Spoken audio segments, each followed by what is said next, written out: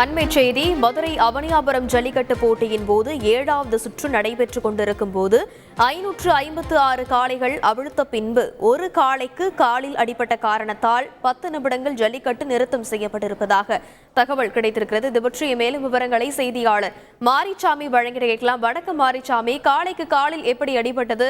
கால்நடை மருத்துவர்கள் தரப்பிலிருந்து என்ன சொல்லப்பட்டிருக்கிறது?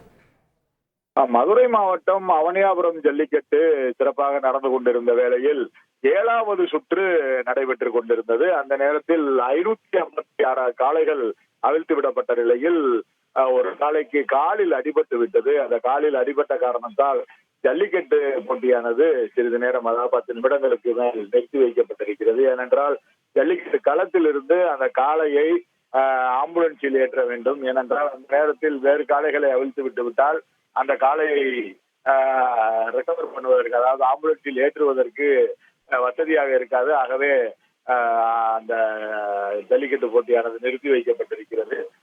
இந்த காளைக்கு காலில் அடிபட்டது எப்படி என்று பார்த்தோமா, ஜல்லிக்கட்டு காளை ஓடி வந்து கொண்டிருக்கும் போது இந்த மாதிரி காலில் அடிபட்டு விட்டது. இதற்கு உடனடியாக இங்கு தயார் நிலையில் வைக்கப்பட்டதால் கால்நடை ஆம்புலன்ஸ் எல்லாம் வரவழைக்கப்பட்டிருக்கிறது. கால்நடை ஆம்புலன்ஸ் தயார் நிலையில் வைக்கப்பட்டிருக்கிறது. கால்நடை சுகாதாரத்துறை, கால்நடை மருத்துவர்கள் குழுவும் தயார் நிலையில் இருக்கிறது. அவர்கள் உடனடியாக அவனியாபுரம் பகுதியில் உள்ள அந்த கால்நடை மருந்தகத்திற்கு கொண்டு சென்று முதலுதவி சிகிச்சை அளிப்பார்கள். அதன் பின்பு தேவை ஏற்பட்டால் மதுரையில் உள்ள கால்நடை மருந்தகத்திற்கு கொண்டு சென்று அதற்கு மேல் சிகிச்சைக்கு அங்கு மதுரை மருத்துவமனையில் வைத்து சிகிச்சை அளிப்பார்கள். கால்நடை ஆம்புலன்ஸில் அதற்கென தயாராக மருந்துகள் எல்லாம் மற்றும் அதற்கான உபகரணங்கள் எல்லாம் வைக்கப்பட்டிருக்கிறது.